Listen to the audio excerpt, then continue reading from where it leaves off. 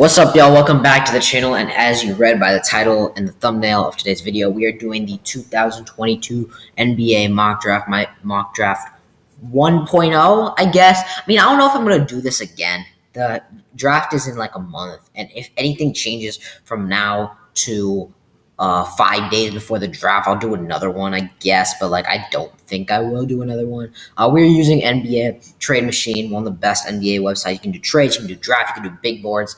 And that's what I'm doing. I'm going to go to the first round because I'm not going all the way. This is going to be a pretty long video because I will be explaining, not in depth every single one, but I will kind of be explaining my picks through the first round. And just so you know, I am not biased or anything because the Celtics don't even have a first round pick.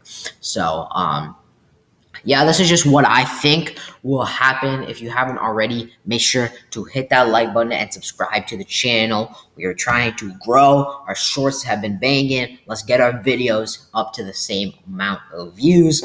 And make sure to check out my last video similar to about the draft. I did a kind of a deep dive. The Kings' 4th overall pick. They were the team that jumped into the top 4, and they can't mess this up. I did a little bit of like who they pick. And obviously, you know, you'll see who I pick with the Kings with the 4th pick. But, you know, let's restart because I don't think I remember continuing something. Yeah, let's restart because I don't think I remember. Okay, so we're going to do first round. We're doing the NBA. We're doing my big board. Let's get into it.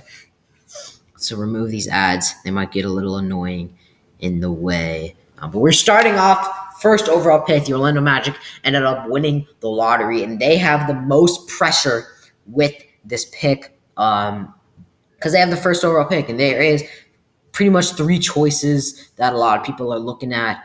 Basically, the only 3 options that they can really pick from is Paolo Banchero, Jabari Smith, and Chet Holmgren.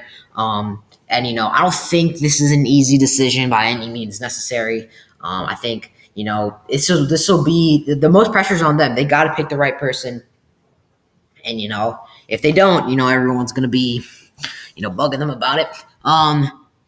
But so let's see. The Magic, the guard play is pretty good.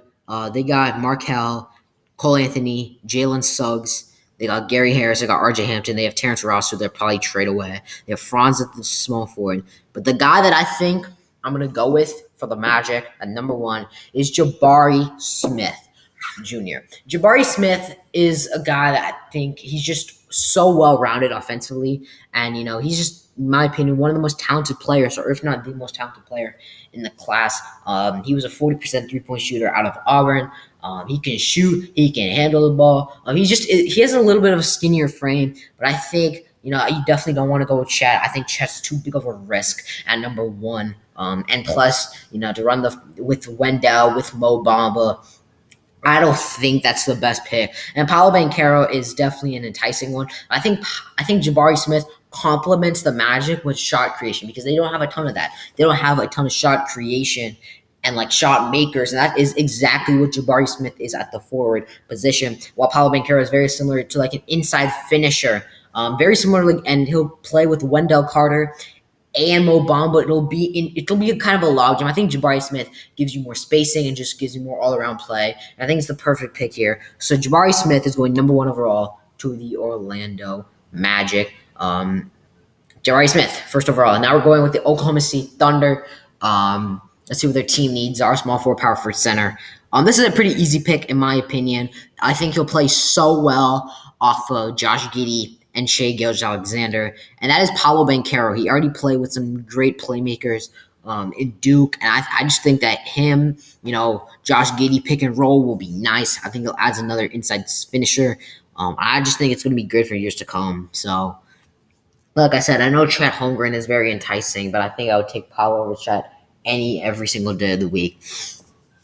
Now we get the Houston Rockets getting the 3rd overall pick. This is completely fine because they ended up getting, you know, I know they had the best odds, but I think with the talent they have, they're completely fine with the first pick. And I was talking, the 3rd pick, and I was talking about this a little bit in my last video. And, you know, the Rockets, I know it seems obvious. I know it seems obvious First off, Jaden Ivey, he is off. He is off my board. I am not thinking about Jaden Ivey. I don't know why this guy is their depth chart for. I don't know how this happens. Literally don't know how this happens, but whatever. They got John Wall and Dennis Schroeder, Jalen Green, Kevin Porter Jr. They have a ton of guards. They don't want to add another one, so they definitely could use a forward for sure. I am going to go with Chet Holmgren. He does have the most potential. He is risky, and he can't really defend. He is skinny. He's a good shot blocker, but like he got bullied by this guy Jalen Duren. This guy Jalen Duren over here in the tourney. I just don't think he was going to stay great defensively in the league, but he has so much offense potential, especially next to Jalen Green. I just think it's so risky. I'm always unsure about Chet, and I'm a skeptic. If you watched my last video, you could tell I'm a skeptic of Chet. I'm a skeptic of Chet Holmgren, and there's a legitimate reason for that. But I just think that it suits them the more. Now, I think if you are the Rockets, you do consider Keegan Murray. You should think about it. We already got Christian Wood. We got Akron Sengun. I think we trust the guys, but I think you go with Chet. Yeah, I think you go with Chet. Top three as expected off the board. Now we got the Kings. I talked about this. The Kings pick. I think they have two options that they'll be perfectly fine with. Giving away Tyrese Halliburton, you still don't have a good two guard. I'm not a big fan of that. De'Aaron Fox, Davion Mitchell, like 1-2, so you could use another two guard. But what I was talking about is forward depth. They need some forward depth there. They need someone that can play the small forward, power forward. They need a shooter. They need some defense, and they need another scorer. So I think you don't need a point guard. So Jaden Ivey can play the two, so he is interesting. You don't need a point guard, which eliminates all the point guards in this draft, and I think you need forward. I think you need forward more than anything, and he is such a good all-around forward. He's good defensively. He can shoot when he does, and he's an attacker. He's one of the best finishers. He averaged 23 and 8 in Iowa. He's a sophomore. He's experienced. He'll help his team. I'm going to go with Keegan Murray. I think Keegan Murray is the best pickup for the Sacramento Kings here. At number 4, Keegan Murray is going to sack Romano to pair alongside De'Aaron Fox, Domantas Sabonis, Davion Mitchell, and their starting power forward right now is like Trey Lyles. I think you just definitely need a guy like Keegan Murray. Now the Pistons, they fell out of the top 3 to get to 5, but I think it's still a massive W for them. I still think they're happy with the result because you get one of Jaden Ivey or Shaedon Sharpe to pair alongside Cade. One of those two, you get the chance. It's a guarantee. And now you have both of them on the board because the Kings take Keegan Murray. I like Jaden Ivey a lot better, honestly. Shaedon Sharpe is like the mystery man of this draft. He played high school ball. He was dominant, but he hasn't played in college. He hasn't played on the biggest stages. Jaden Ivey is a pure scorer that can play some point, that can play some 2, and I do like his fit next to Cade a little better. So I'm going to pick Jaden Ivey. He'll probably run the 2 or 1. You never know. Next up, Indiana Pacers. 6th pick. Keegan Murray would have been absolutely perfect. But they have Reese. So Reese is going to run the point or the 2. So you could, but I like the backcourt. I like a backcourt partner next to Tyrese Halliburton. I think that'll be, something that they desperately need. Yes, they could use some forward play. Like I said, Keegan Murray would have been a perfect, but I don't think there's anyone that is valued that. And y'all got Miles Turner, y'all got Isaiah Jackson, and Jalen Smith. You don't really need a big man. I don't think it's worth taking Jalen Duren here. I like Shaedon Sharpe. He's young, and he can help bring some life into Indiana. You already got the biggest W trade in the trade deadline, Tyrese Halliburton. You got that guy who's, in my opinion, he's going to be an all-star next year. Mark my words, he's going to be an all-star in 2022, 2023, or at least close to it. That is my prediction, my bold prediction, but that is a prediction that I have. Shaedon Sharpe is a young guy that can bring some life. He is athletic. He can score. He has a ton of talent. And yes, he didn't play college. He didn't play the biggest comp, and we haven't seen him play collegiate level basketball. But I think you take the risk.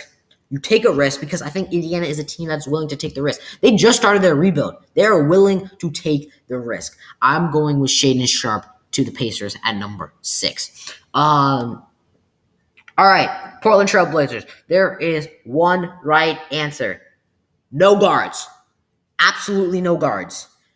And with guys like Keegan Murray, with guys like Bankero, Smith, and Holmgren off the board, I think you got to go Jalen Duren here.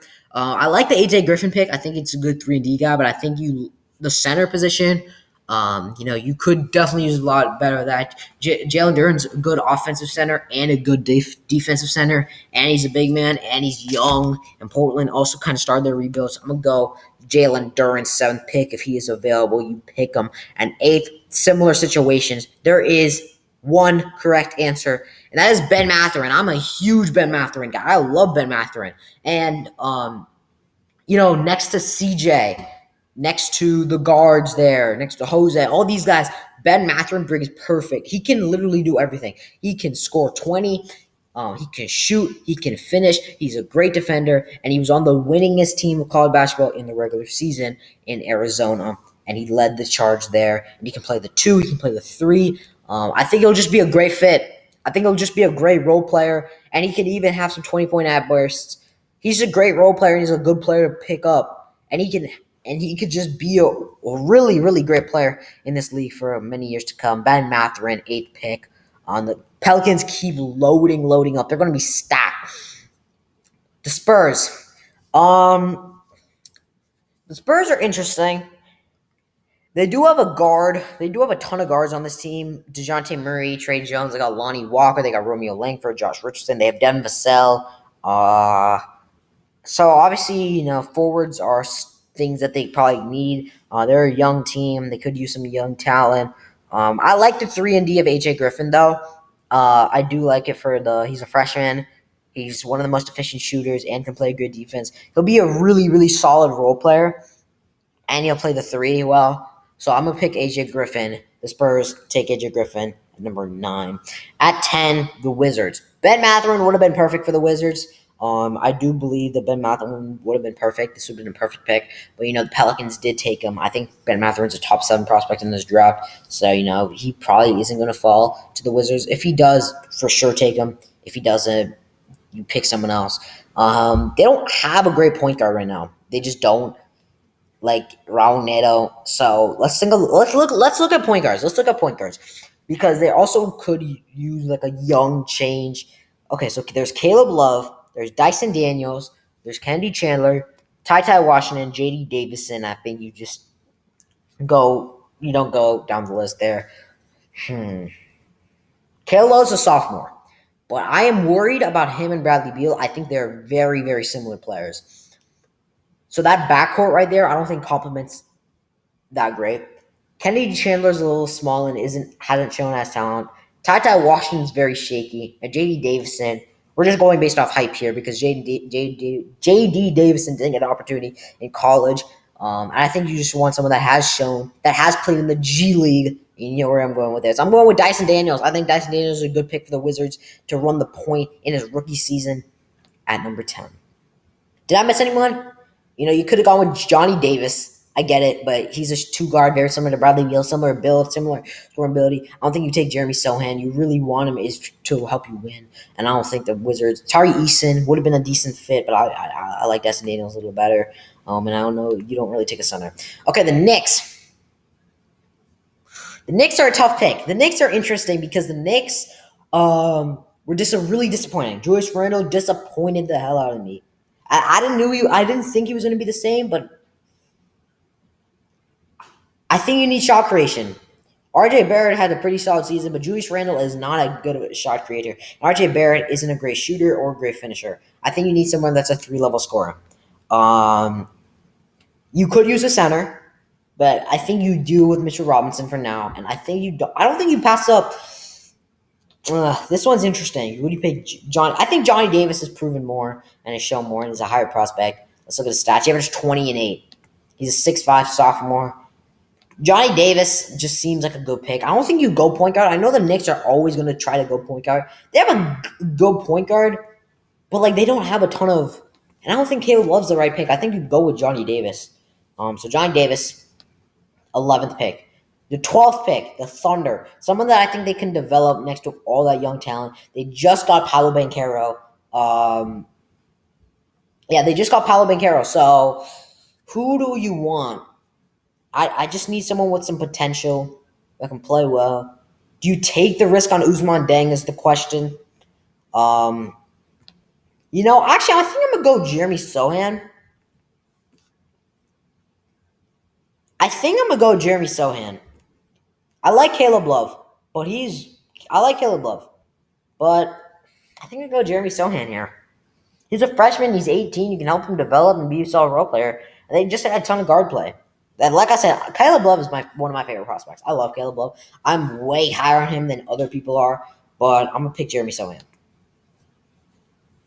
Okay, next up, the Hornets. Easy pick here. You need center play, and you got a great center on the board still. That's Mark Williams, a shot blocker, a rim runner, a lob threat. You saw how he was in the tourney. If you saw the tourney, you knew how good this guy was. I'm pretty high on Duke players, or like the tourney. Like I'm not a college basketball watcher, by the way. I'm not your draft expert. I am not a draft expert. You probably got you guys probably know more than me in the draft. Some of you do, right? I am a March Madness watcher. And I read articles, I listen to guys like the NBA Draft Dude on YouTube. I listen to these guys. The draft guys. I listen to them, and I love draft season. That's why I'm invested in it. Mark Williams, I saw him. This is one of the guys that I saw with my own eyes. Perfect, absolutely perfect next to LaMelo. This is the most no-brainer pick of the entire draft, in my opinion. Mark Williams. Come on, if Mark Williams is on the board, you take him. You take him. I know Walker Kessler probably would have been pretty good too, but Mark Williams has just been better. It's better offensively. It's just I would take Mark Williams. All right, the Cavs. I think they need shot creation at the wing. Just another scorer. Gordon Hayward-esque type of player. I think that this is something. I think they could use a two guard that can definitely score the ball. And I'm debating between Jaden Hardy and Malachi Branham. Jaden Hardy playing the G League. He's 6'4", Malachi Branham 6'5". I think Jaden Hardy's a better shooter. I'm going to go Jaden Hardy. Is there any small forward that I think can score? I don't think they need Tari Eason. I don't think Ochai Agbaji really fits it. I think he'll be a good role player, but that's not they could use someone that can just keep the ball in the basket and hit some shots, and I think that's Jaden Hardy. So Jaden Hardy rounds out the lottery. Oh, yeah, the Hornets have another pick. I forgot. They have the 13th and 15th pick. Let's just take a look at the lottery, though. So I have Jabari, number 1. I got Paolo going 2.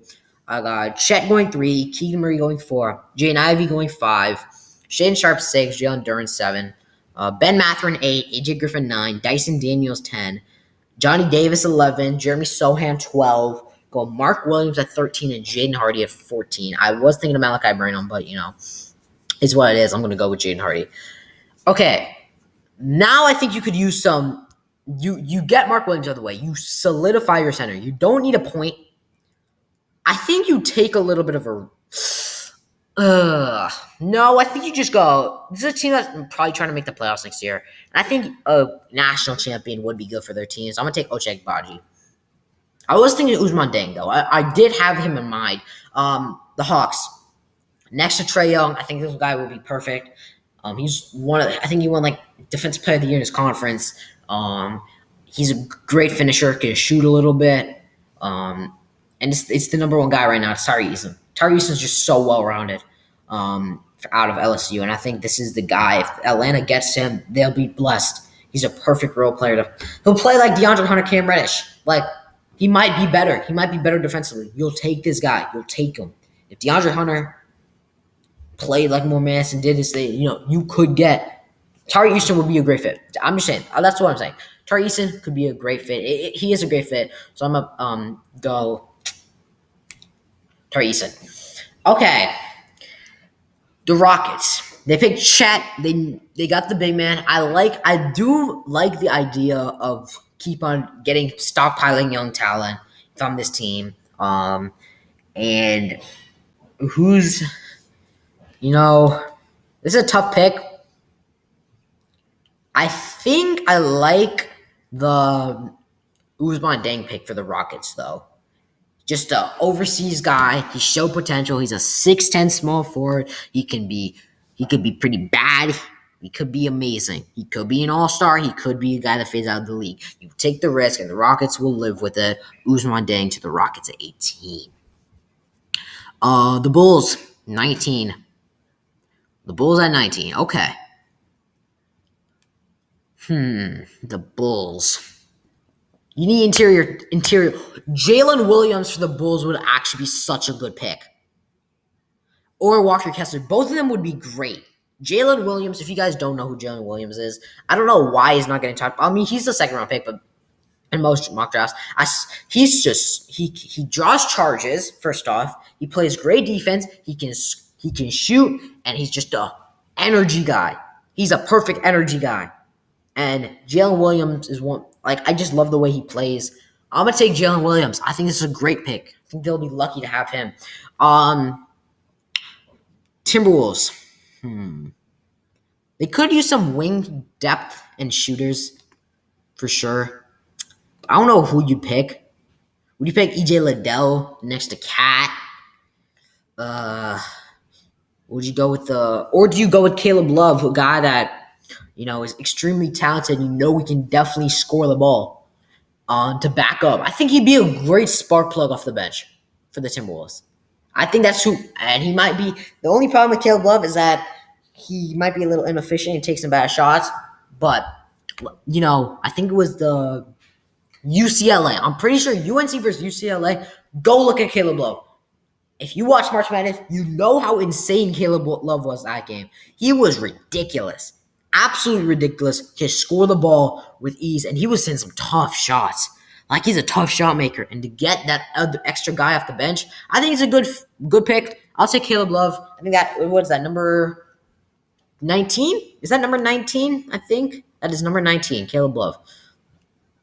All right, so the Spurs, they just picked AJ Griffin. Part of me wants to go Nikola Jovic because he does seem like a Spurs player.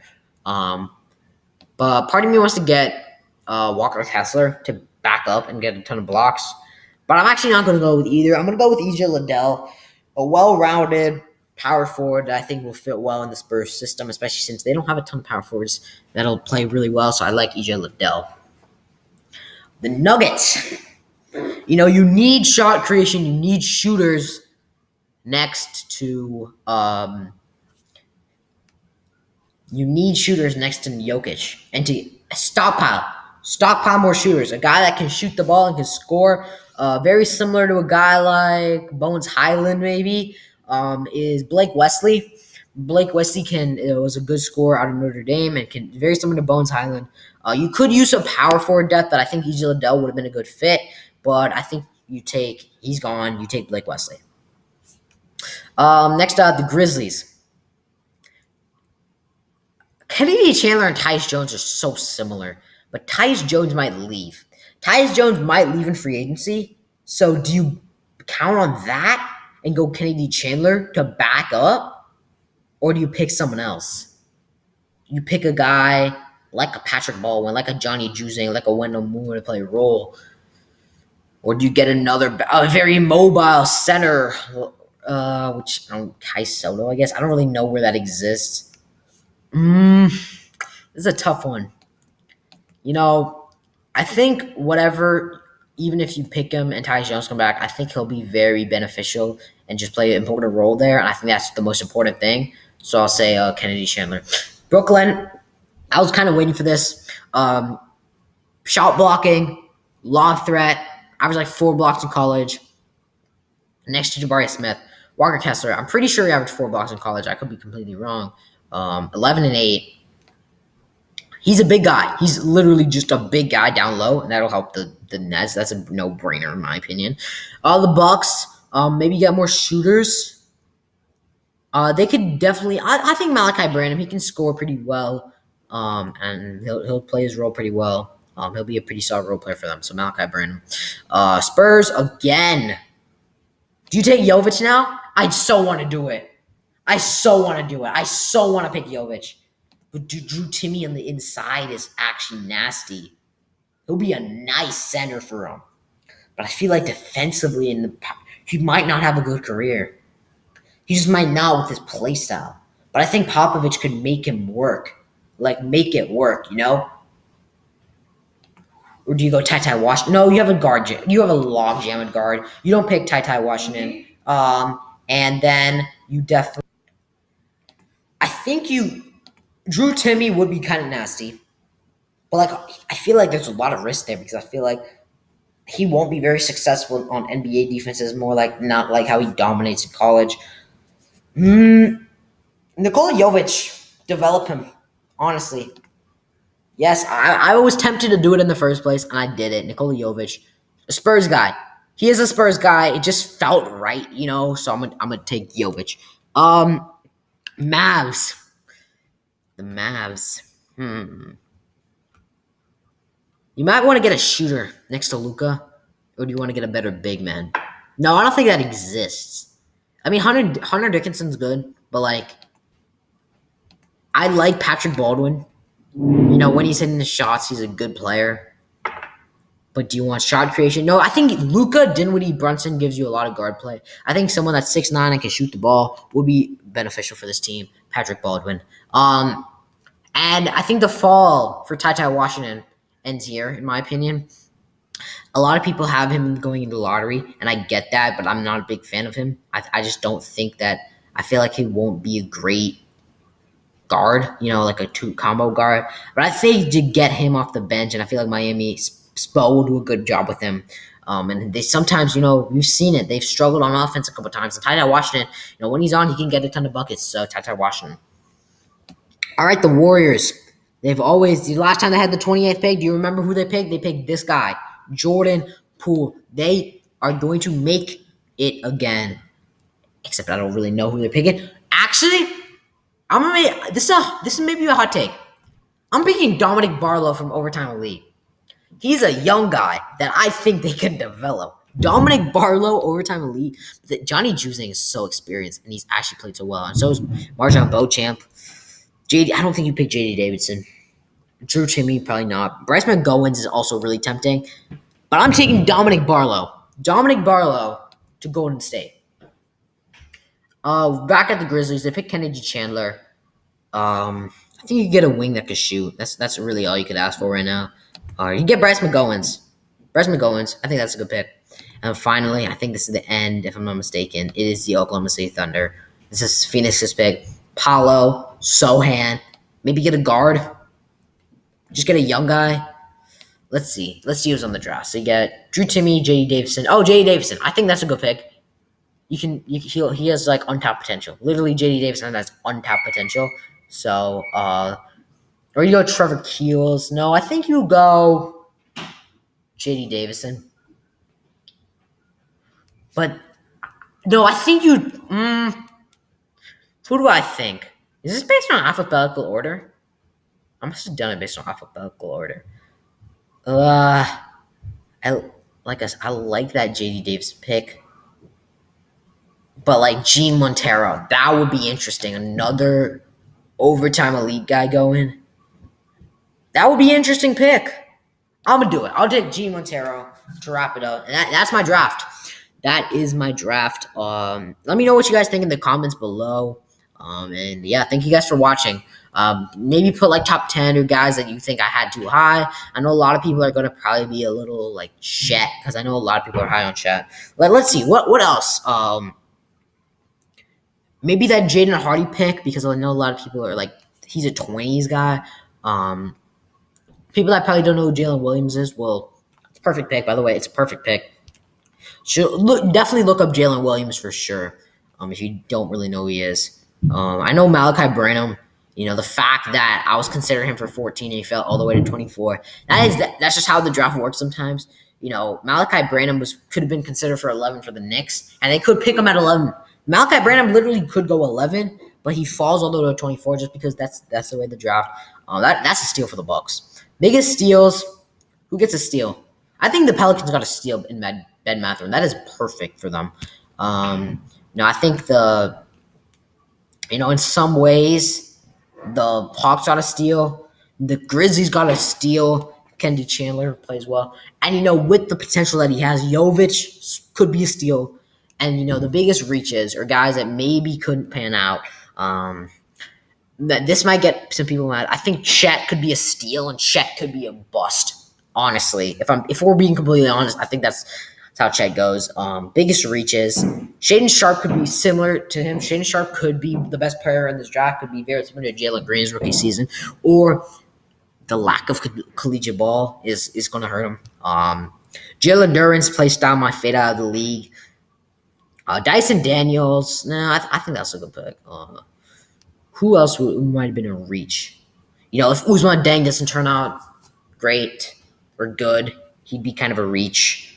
And Dominic Barlow, he could be a reach, but he could be a steal. I don't really know. It's interesting, these young guys from overseas, from overtime elite. Those are interesting guys to gauge. So I feel like the Warriors could definitely work with that, But yeah, that's it. Thank you guys so much for watching. Make sure to check out the daily shorts. And make sure to subscribe, like, comment your thoughts, and we'll see you in the next video. Peace.